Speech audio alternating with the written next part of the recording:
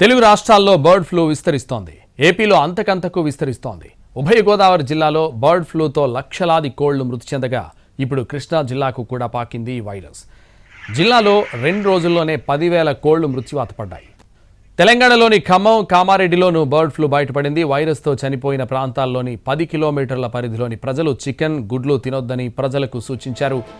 AP నుంచి తెలంగాణకు సరఫరా అవుతున్న కోళ్ల వాహనాలను నిలిపేస్తున్నారు. వైరస్ ప్రభావిత ప్రాంతాల్లో చికెన్ షాపులను మూయించారు అధికారులు. బర్డ్ ఫ్లూ సోకిన కోళ్లను నిర్మూలించే పనిలో ఉన్నాయి ప్రత్యేక బృందాలు. తెలుగు రాష్ట్రాల్లో బర్డ్ ఫ్లూ విస్తరిస్తోంది. ఏపీలో అంతకంతకు విస్తరిస్తోంది. ఉభయ గోదావరి జిల్లాలో బర్డ్ ఫ్లూతో లక్షలాది కోళ్లు మృతి చెందగా ఇప్పుడు కృష్ణా జిల్లాకు కూడా పాకింది వైరస్. జిల్లాలో 2 రోజుల్లోనే 10,000 కోళ్లు మృత్యువాత పడ్డాయి.